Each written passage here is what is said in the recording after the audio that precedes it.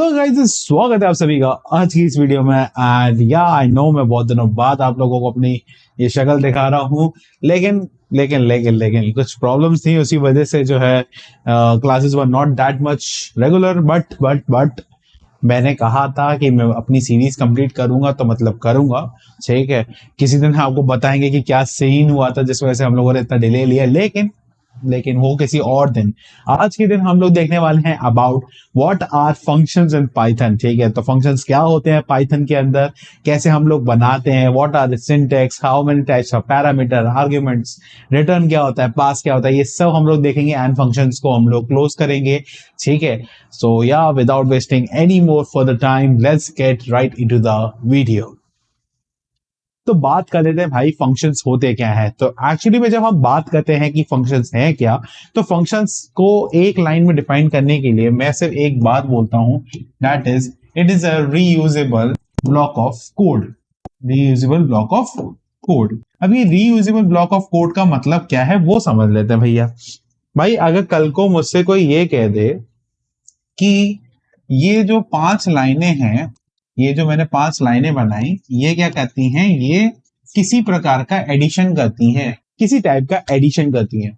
तो अब जब हम कह रहे हैं कि ये जो 5 लाइनें हैं वो एडिशन करती हैं, दैट मीन्स कि ये वाले 5 लाइन जब भी मेरे को ऐड करना होगा, ये 5 लाइनें लिखनी है, सिंपल।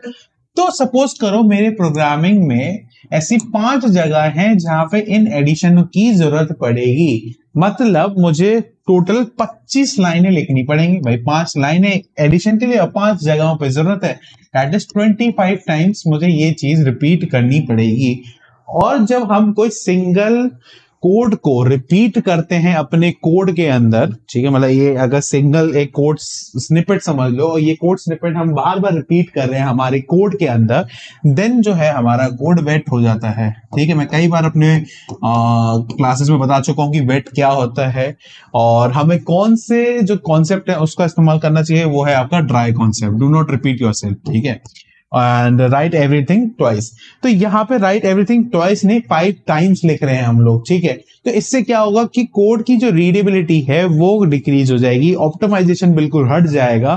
तो इसके लिए हम लोग क्या करते हैं, फंक्शनल प्रोग्रामिंग का इस्तेमाल करते हैं। एंड जब भी बात आए फंक्शनल प्रोग्रामिंग की, तो फंक्शंस का इस्तेमाल होता है। हम लोगों को मालूम है कि पाइथन जो है वो एक मल्टी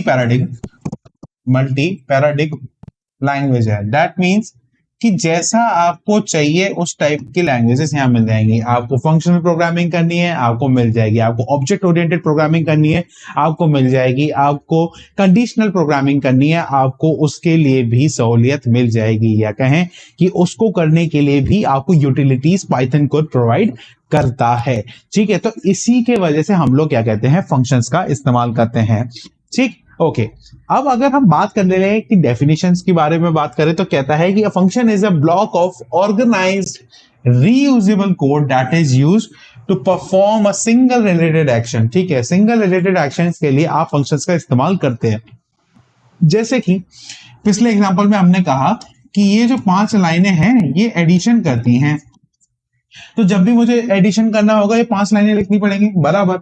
इसकी जगह पे अगर मैं इसको कोई नाम दे दूं, जैसे सपोज करो मैं इसको एक लॉजिकल नाम दे देता हूं, ऐड या एडिशन, तो अब अगली बार कभी भी मुझे ये 5 लाइन ऑफ कोड चाहिए होंगे, तो मैं क्या करूंगा, सिर्फ कहीं से एडिशन को बुला लूंगा, और ये क्या करेगा, ये जहां पे भी लिखा होगा वो वहां से 5 लाइनों को फेच कर लेगा अपने आप बैक एंड में। हमारे सामने से एक लाइन लिखी हुई होगी। इससे क्या होगा, यूजर की जो रीडेबिलिटी है वो इंक्रीज हो जाएगा, लाइन ऑफ कोड घट जाएंगी जितने पॉसिबल हो सकती है। ठीक है, अब देखो 5 लाइनें तो लिखनी पड़ेगी एडिशन की फंक्शनैलिटी को समझाने के लिए। तो क्या कहता है, a function is a block of organized reusable code. तो ये ऑर्गेनाइज होगा, साथ ही साथ में ये रीयूजेबल कोड है that is used to perform a single related action. अब इससे क्या है, इस एडिशन नाम के फंक्शन से सिर्फ एक काम हो सकता है, जो कि है एडिशन। ऐसा नहीं है कि ये बिल्कुल कैलकुलेटर बन जाएगा, या तो आप कैलकुलेटर नाम का फंक्शन बनाएंगे जिसमें मल्टीपल चीजें हो रही होंगी, लेकिन एक फंक्शन एक ही चीज को रिटर्न करता है। ठीक है, बात समझ में आ रही है? इतनी बात आपको समझ में आई थिंक आ गई होगी। बात करें सिंटैक्स की तो बहुत ही ज्यादा सिंपल सिंटैक्स इसका होता है। यहाँ पे एक कीवर्ड्स का इस्तेमाल किया जाता है। कीवर्ड्स आपको मालूम है, कीवर्ड आइडेंटिफायर मैंने पिछले वाले क्लासेस में कवर किया हुआ है। नहीं किया हो, आपको नहीं समझ में आ रहा है, नीचे डिस्क्रिप्शन में लिंक दी हुई है पिछली वीडियोस की, आप उनको भी जाके चेकआउट कर सकते हो।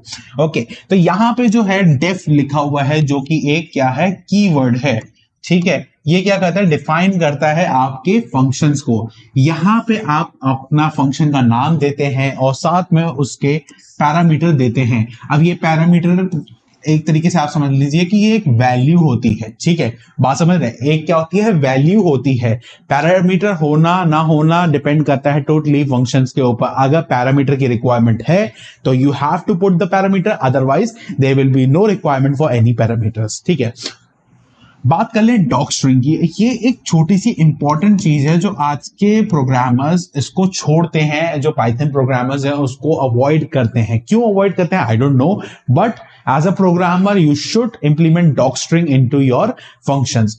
तो डॉक स्ट्रिंग होता क्या है, सपोज करो आज से 5 साल पहले मैंने कोई 5 साल पहले ये फंक्शन बनाया, सपोज करो, ठीक है, और मैं 5 साल के बाद इसी कोड को वापस रिव्यू कर रहा हूं। I have forgotten what this particular function do.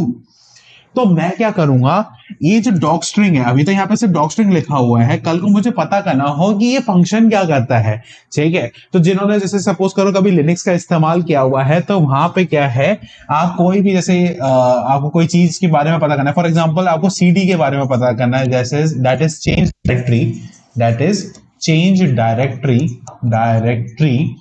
तो अगर आपको चेंज डायरेक्टरी के बारे में पता करना है कि चेंज डायरेक्टरी होती क्या है, तो आप अगर उसके आगे मैन लिख दोगे तो क्या होगा, उसका एक मैनुअल निकल के आएगा जो बताएगा कि सीडी के अंदर क्या क्या फंक्शनैलिटीज होती हैं, क्या क्या वो करता है।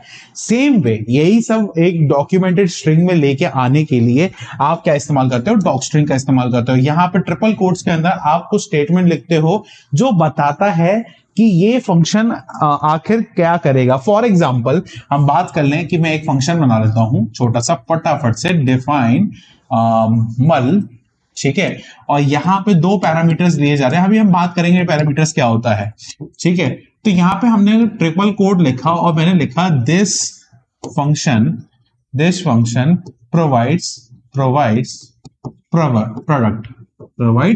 Product of 2 number. ठीक है, ये बात मैंने लिख दी और ट्रिपल कोट के अंदर इसको कर दिया बंद। ठीक है, और आखिरी में हमने इसको कर दिया रिटर्न। अभी थोड़ी देर के लिए सब भूल जाइए कि रिटर्न क्या होता है, पैरामीटर्स क्या होता है। मैं आगे जैसे जैसे वीडियो बढ़ेगी मैं एक्सप्लेन करता हुआ चलूंगा। ठीक है, मैंने कहा रिटर्न और मैंने साथ ही साथ में बोल दिया कि रिटर्न ए इंटू बी। अच्छा, हम सबको मालूम है मल्टीप्लीकेशन क्या होता है। 2 नंबर्स को हम जब मल्टीप्लाई करते हैं तो हम मल्टीप्लीकेशन कहते हैं। जो यहाँ पे a इंटू बी हो रहा है that is something we call multiplication. लेकिन बात यहाँ पे मल्टीप्लीकेशन की नहीं है, बात यहाँ पर है डॉक स्ट्रिंग की। जब अब 5 साल बाद मैंने ये फंक्शन में भूल गया मल फंक्शन क्या करता है, तो मैं क्या करूंगा, मैं सिंपली लिख दूंगा भैया प्रिंट और जो भी मेरे फंक्शन का नाम है, मेरे फंक्शन का नाम है मल, और उसके आगे लगाऊंगा डॉट और फिर डबल अंडरस्कोर लगाने के बाद लिखूंगा डॉग, फिर डबल अंडरस्कोर से बंद करूंगा ऐसे। एंड जब ये हमारा जैसे मैं इसको रन करूंगा तो ये वाली जो स्ट्रिंग है वो यहाँ पे प्रिंट होके आ जाएगी कि this function provides the product of 2 numbers. This function provides the product of what 2 numbers. तो ये जो डॉक स्ट्रिंग्स हैं ये हेल्प करता है आपके फंक्शन को डॉक्यूमेंट करने के लिए, ताकि आज से 5 साल बाद, 10 साल बाद, 15 साल बाद भी अगर आप अपना कोड रिव्यू करते हैं तो यू नो कि what this particular function does. ठीक है, तो इसलिए मैं एम्फसाइज करता हूं हर एक प्रोग्रामर को जो पाइथन में वर्क कर रहे हैं, they should use the doc string, ताकि इन फ्यूचर जब वो कोड को इंक्रीज कर रहे हो या कहें कि स्केल कर रहे हो अपने कोड को, दे शुड नो दैट ये फंक्शन क्या करता है। ठीक है, इतनी बात आई थिंक आप लोगों को समझ में आ गई होगी एंड आगे आप लोग इसका भरपूर इस्तेमाल करेंगे डॉक स्ट्रिंग्स का। ठीक है, अब बात कर लेते हैं कॉलिंग अ फंक्शन। अब कॉलिंग अ फंक्शन का क्या मतलब होता है वो थोड़ा सा समझ लेते हैं। सपोज करिए कि आपके पेरेंट्स आपको कॉल करते हैं, ठीक है, तो कॉल करने के अलग अलग तरीके हैं। कोई कहता है बेटा, सोना, हरामी, कुछ भी कह सकते हैं। ठीक है, दोस्त है तो हरामी कहेगा और माँ बाप है तो बेटा, सोना, राजा, सब चलता है। ठीक है, तो ये जो है वो कॉल करने के तरीके हैं। लेकिन लेकिन लेकिन अगर हम कहें आपका प्रॉपर नेम क्या है, तो आपको कोई राजेंद्र के नाम से बुलाएगा, कोई सुरेंद्र के नाम से बुलाएगा। तो जो आपका पर्टिकुलर नाम है उसके नाम से कॉल करेगा तो आपके कान खड़े हो जाते हैं कि हाँ भैया ये तो मेरे को कोई बुला रहा है। इसी चीज को हम कहते हैं कॉलिंग ऑफ फंक्शन। मतलब कि हमने एक बार एक पूरा फंक्शन डिफाइन कर दिया, अब हम प्रोग्राम के 405वें लाइन पर हैं। अब मैं क्या करूंगा, सीधा उस फंक्शन को कॉल करूंगा by writing his name under the parenthesis. ठीक है, कैसे एक बार देख लेते हैं। सपोज करो मैंने यहाँ पे फंक्शन डिफाइन किया, ये हमारा पार्ट फंक्शन डेफिनेशन का हो गया। क्या हो गया, ये वाला पार्ट हमारा डेफिनेशन का हो गया, डेफिनेशन का हो गया। ठीक है, ये पार्ट हमारा क्या हो गया, डेफिनेशन का हो गया। अब अगर मैं बात करूं, ये जो हम नाम ले रहे हैं, जैसे फंक्शन नेम इस फंक्शन का नाम है, तो अगर मैं किसी भी अपने कोड के लाइन पे आके उस फंक्शन का नाम लूं और उसके अंदर कोई वैल्यू डालूं, अगर वैल्यू डालनी है तो ये बात बहुत अपने दिमाग में डाल लीजिए कि हर फंक्शन वैल्यू एक्सेप्ट नहीं करता है। ठीक है, अभी आगे आगे हम लोग एक एग्जांपल भी देखेंगे कि क्यों नहीं हर जो फंक्शन है वो वैल्यूज लेता है और कौन कौन से फंक्शंस वैल्यूज लेते हैं। ठीक है, तो यहां पे आप उसी के अकॉर्डिंग यहां पे कुछ डालेंगे, कुछ स्ट्रिंग डालेंगे। यहां पे आप कुछ भी डाल सकते हैं, आप स्ट्रिंग भी डाल सकते हैं, आप बुलियन डाल सकते हैं, आप नंबर्स डाल सकते हैं, या कहें कि इंटीजर्स डाल सकते हैं, फ्लोट डाल सकते हैं एंड मच मोर। आप इवन सेट भी डाल सकते हैं, सॉरी सेट कह रहा हूं, आप अपना टपल डाल सकते हैं इसके अंदर, और लिस्ट डाल सकते हैं, डिक्शनरी डाल सकते हैं, बहुत कुछ सारे ऑप्शंस हैं। मतलब आप ये समझ लीजिए कोई भी डेटा टाइप आप इसके थ्रू पास आउट कर सकते हैं एंड अपने फंक्शन के अंदर उन वैल्यूज को इनकलकेट कर सकते हैं। ठीक है, तो ये बात आपको समझ में आ गई कि कोड के किसी भी पार्ट में आप खड़े हुए हैं एंड वहां से आप फंक्शंस को कॉल कर रहे हैं, कैसे, by taking it's name and putting a parenthesis. तो उसके बाद वो फंक्शन की फंक्शनैलिटी उस पर्टिकुलर एरिया में आ जाएगी, और या एरिया कहें या फिर कहें कि वो जो स्कोप है उस स्कोप में आ जाएगी। ठीक है, आगे जाके स्कोप के बारे में भी हम लोग पढ़ेंगे। ठीक है, अब बात कर लेते हैं पैरामीटर्स एंड आर्ग्यूमेंट्स। अभी पैरामीटर्स एंड आर्ग्यूमेंट्स होते क्या हैं, ऐसे समझ लो कि कई बार हम लोग प्रोग्रामिंग में पैरामीटर्स एंड आर्ग्यूमेंट्स दोनों सेम तौर पे इस्तेमाल करते हैं। दोनों का मतलब है कि कुछ वैल्यू प्रोवाइड करना फंक्शन को, लेकिन इन टर्म्स ऑफ कोडिंग ये दोनों का मतलब बिल्कुल अलग अलग है। ठीक है, कैसे अलग अलग है वो समझ लेते हैं। पैरामीटर मतलब होता है जब आपका फंक्शन डिफाइन हो रहा है।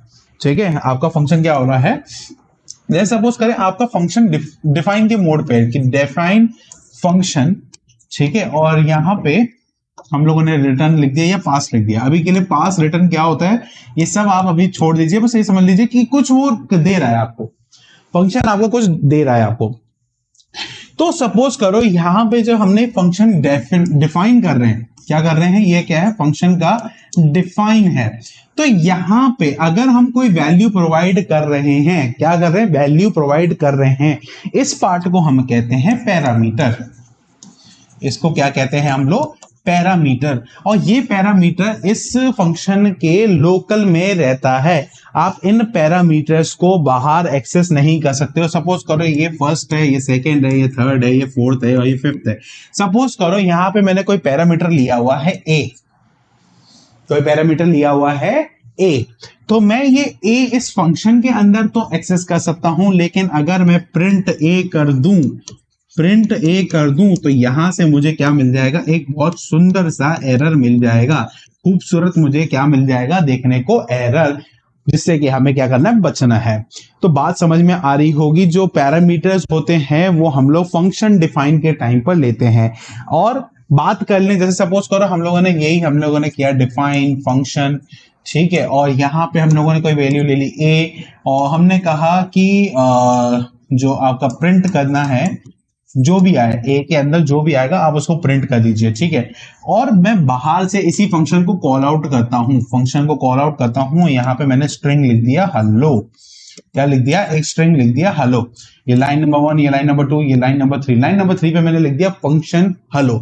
मतलब यहाँ पे मैंने फंक्शन को क्या कर दिया है, कॉल कर दिया है। मैं यहाँ पे फंक्शन को क्या कर चुका हूँ, कॉल कर चुका हूँ।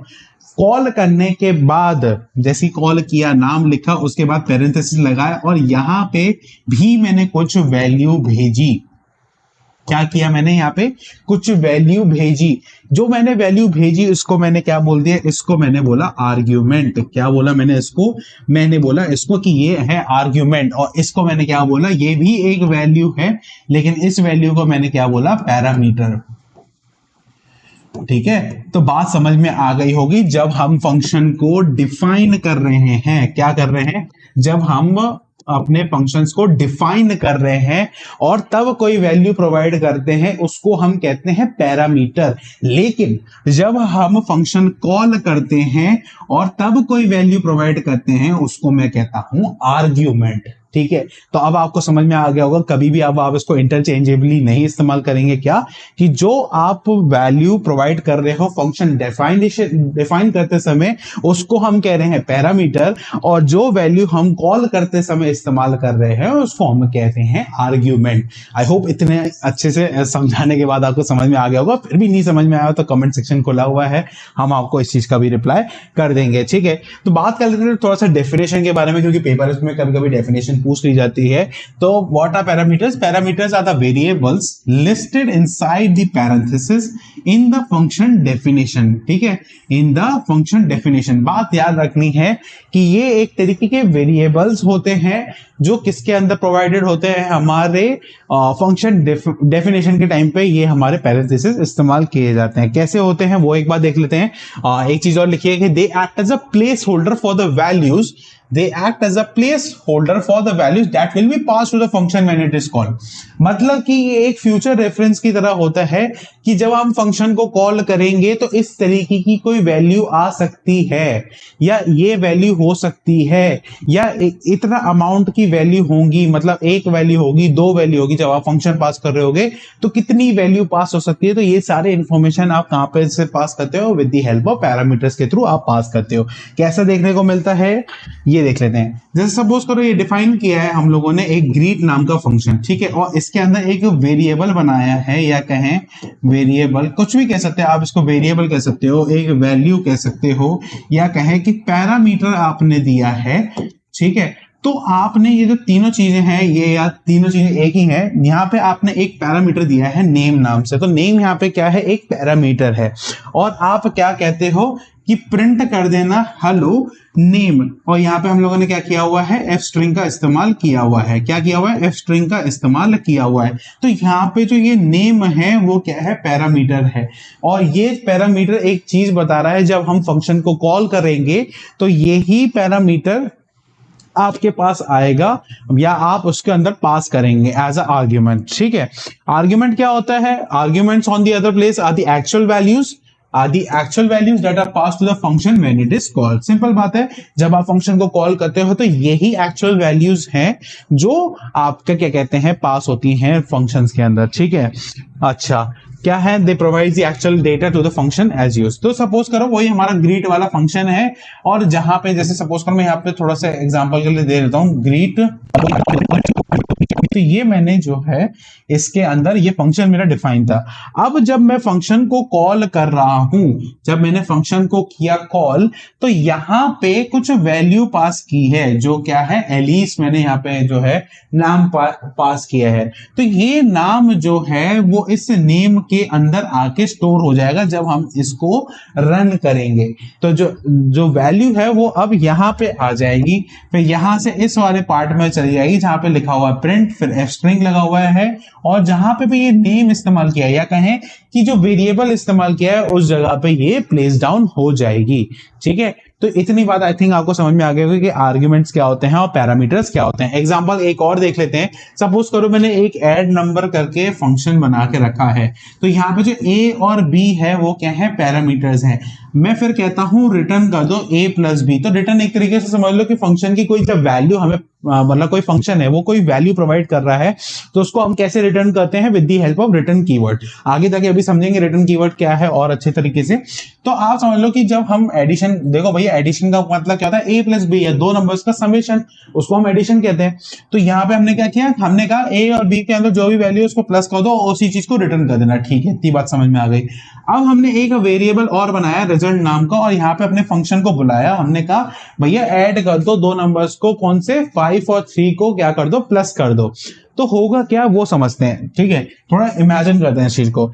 एंड 5 और 3, तो जैसे हमने ये बात बोली तो होगा क्या कि ये जो 5 है वो इधर आ जाएगा भैया एक ही जगह पे, और जो 3 है वो इस जगह पे आ जाएगा। ये कॉन्जिक्यूटिवली होता है, जो जो वैल्यू आपने दी हुई है वो कॉन्जिक्यूटिवली ही जाएंगी। दो आर्ग्यूमेंट दिए हैं तो दो, अगर जैसे दो पैरामीटर्स ही एक्सेप्ट करना चाहते हैं तो दो ही दे पाएंगे, तीसरा देंगे तो आपको एरर आ जाएगा, ठीक है।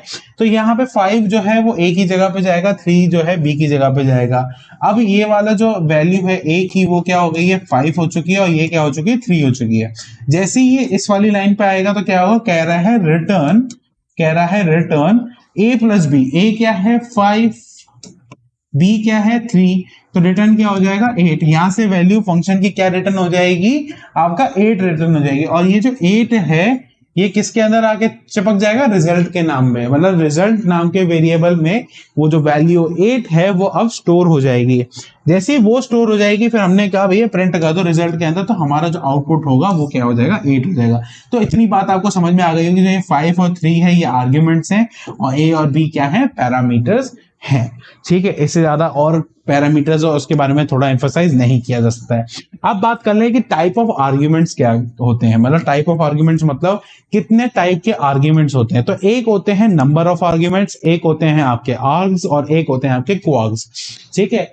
नंबर ऑफ आर्ग्यूमेंट्स का मतलब ये समझ लीजिए कि जैसे मैंने अभी आपको बोला कि अगर पैरामीटर्स दो हैं तो आपको दो ही पास करने पड़ेंगे, मतलब आपको एक नंबर डिफाइन किया हुआ होगा वो ही आपको पास करना होगा, अन्यथा आपका जो है एरर देखने को मिल जाएगा। बात करें आर्बिट्ररी आर्ग्यूमेंट्स या आर्ग्स जिन्हें कहते हैं, जैसे अब देखो मुझे नहीं मालूम है कि एक फंक्शन कितने वैल्यूज एक्सेप्ट कर सकता है, तो मैं क्या करूंगा भैया, मैं एक चीज ऐसी लगा दूंगा ताकि जो इतने भी वैल्यूज मैं पास करूं, मैं लिस्ट पास करूं, मैं टपल पास करूं, मैं सेट पास करूं, तो वो डायरेक्टली जो है एक्सेप्ट कर लिया जाए किसके द्वारा, हमारे फंक्शंस के द्वारा, ठीक है। और एक होता है आपका क्वार्ग्स जिसको हम कहते हैं आर्बिट्ररी कीवर्ड आर्ग्यूमेंट्स। तो यहां पे बात कीवर्ड की आ जाए तो अपने आप समझ जाना कि ये बात हो रही है, ये बात हो रही है आपके किसकी, डिक्शनरी की, किसकी, डिक्शनरी की। पाइथन में आपको मालूम है एक डेटा टाइप होता है डिक्शनरी जिसमें की वैल्यू पेयर्स का इस्तेमाल होता है, ठीक है। तो अब एक एक करके इनको देख लेते हैं भैया कि कीवर्ड कौन से होते हैं, और आपका क्या कहते हैं आर्ग्यूमेंट्स, और कौन से आर्ग्स क्वार्ग्स को भी देख लेते हैं। तो नंबर ऑफ आर्ग्यूमेंट्स की बात करें तो ये एक सपोज करो मैंने एक फंक्शन बना के रखा हुआ है सबट्रैक्ट नाम से, और इसके अंदर जो है दो वैल्यूज हमारे पास अवेलेबल है, या कहें दो पैरामीटर्स हमारे पास अवेलेबल है ए और बी, और मैंने कहा रिटर्न कर दो ए माइनस बी, ठीक। अब मैंने कहा कि फिर मैंने डायरेक्ट अपने फंक्शन को कॉल किया और यहां से क्या निकल के आया, मैंने कहा यहाँ पे दो वैल्यूज पास करी 10 और 5 रिस्पेक्टिवली। तो यहाँ पे जो 10 और 5 है वो पोजिशनल आर्ग्यूमेंट्स है, या कहें नंबर ऑफ आर्ग्यूमेंट्स है, मतलब हमने 10 और 5 ही दिया, हमने ऐसा नहीं किया हमने बोला 10 5 2 1, जितने आर्ग्यूमेंट्स से हमने पास कर दिए ऐसा हमने नहीं किया, हमने उतने ही आर्ग्यूमेंट्स पास किए जितने हमारे पास पैरामीटर अवेलेबल थे। तो इसी चीज को हम कहते हैं नंबर ऑफ आर्ग्यूमेंट्स, जितने आपके पास पैरामीटर्स हैं उतने ही आपको आर्ग्यूमेंट्स देने होंगे, इसलिए हम इनको पोजिशनल आर्ग्यूमेंट्स भी कहते हैं, क्योंकि जितने पोजीशन है, कितने पोजीशन है 1 2, तो यहाँ पे कितने दिए 1 2। अगर मैं बोला हूं सब्ट्रैक्ट को, यहाँ पे मैंने बुलाया सब्ट्रैक्ट को और मैंने लिख दिया 10 5 2 3 1, तो होगा क्या, यहाँ पे ये कहेगा भैया मैंने तो एक्सपेक्ट किया था 2 की, मेरे पास 2 वैल्यूज आएंगी लेकिन आपने दे दी 5, इसलिए हम इसको एक्सेप्ट नहीं करेंगे। तो ये होता है नंबर ऑफ आर्ग्यूमेंट्स का। इसी चीज को ओवरकम करने के लिए हम क्या इस्तेमाल करते हैं, आर्ग्स का इस्तेमाल करते हैं। किसका इस्तेमाल करते हैं, आर्ग्स। इसका नाम कुछ भी हो सकता है लेकिन हम लोग कीवर्ड आर्ग्यूमेंट में इसको आर्ग्स बुलाते हैं। आप कोई भी नाम लिख सकते हो जब आप फंक्शन के अंदर लिख रहे हो, जैसे फॉर एग्जांपल यहाँ पे लिखा हुआ है कि इसको समराइज करना है, समराइज मतलब सम करना है, ठीक है। तो हमने एक आर्ग्स बुला लिया, या मैं इसको अगर मैं और अच्छी तरीके से फंक्शन लिखूं तो डेफ समराइज, डेफ समराइज, और इसकी जगह पे यहाँ पे स्टार लगा के आप सपोज करो ऐड लिख देते हो, क्या लिख देते हो, ऐड लिख देते हो, तो कोई फर्क नहीं पड़ेगा। ये नेमिंग कन्वेक्शन है, ये नेमिंग कन्वेक्शन है। आप नेम दे रहे हो, ऐसा नेम देना है जो आपको फ्यूचर में भी याद रहे कि इसका मतलब क्या है। ऐसा नाम मत देना, राम श्याम घनश्याम मत दे देना, ताकि बाद में फ्यूचर में जब कोड रिव्यू कर रहे हो या कोड देख रहे हो समझने के लिए, तो आपको समझ में ना आए। ठीक है, तो यहां पे मैंने बोला रिटर्न सम आर्ग्स, तो सम एक क्या है, प्री बिल्ट फंक्शन है। क्या है, प्री बिल्ट फंक्शन है, जिसका काम क्या होता है, जितने भी नंबर्स हों उनका समेशन करना उसका काम होता है। तो मैंने कहा कि भैया रिटर्न कर दो क्या, सम of args, some of args या सम ऑफ ऐड, ठीक है, कुछ भी, उससे कोई फर्क नहीं पड़ता है। तो यहाँ पे जब मैं अपने फंक्शन को कॉल कर रहा हूं, तो मैंने यहाँ पे, क्योंकि सिर्फ एक, अगर आप कहोगे तो भैया यहाँ पे तो एक वैल्यू दिया है आपने, पर यहाँ पे आप कितने पास कर रहे हो, 1 2 3, तीन वैल्यूज आपने पास कर दी हैं।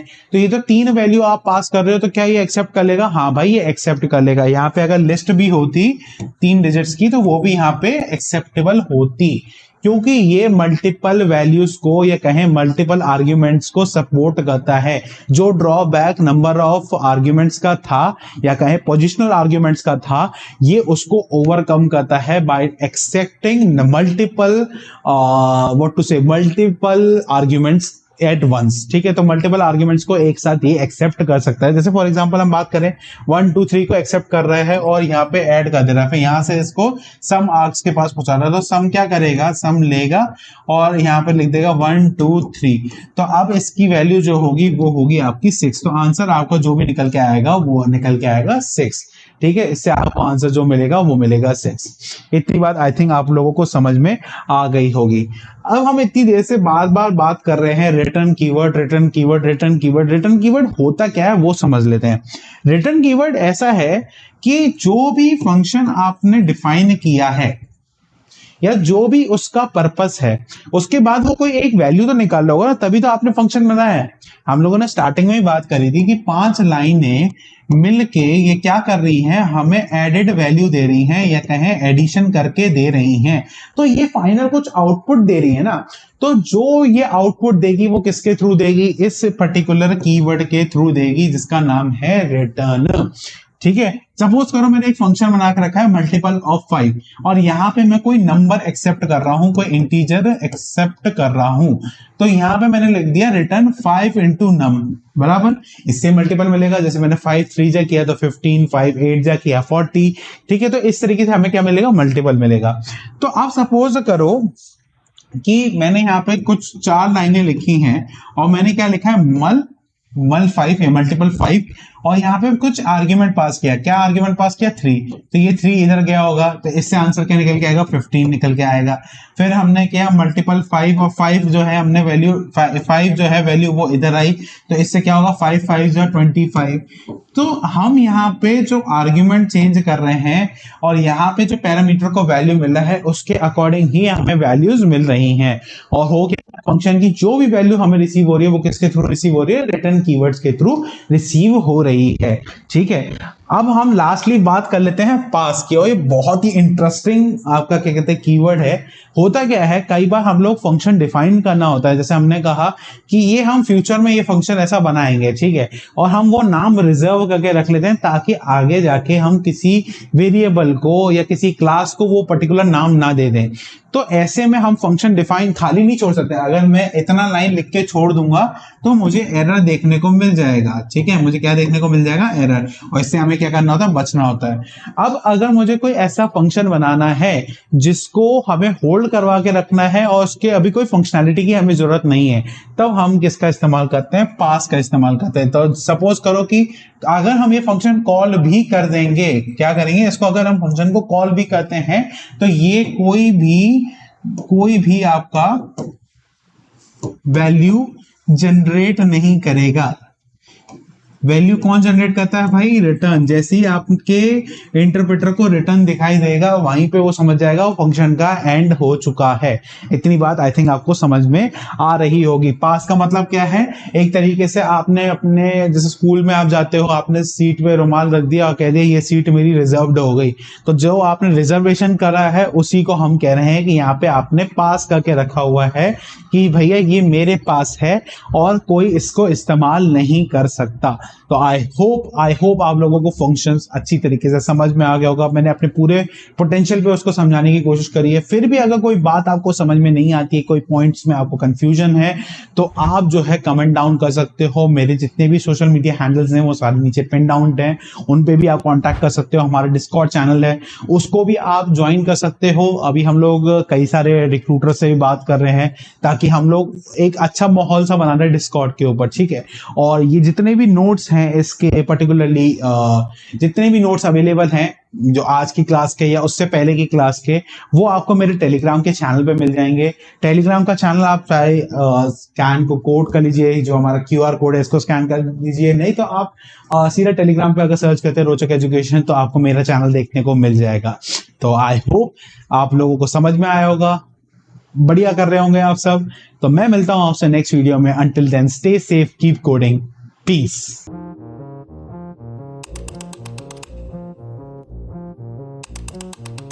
जिंदगी सबको ईमान बचाकर जीने की लग्जरी नहीं देती है, नहीं सही या गलत में सही चूज करने की आजादी।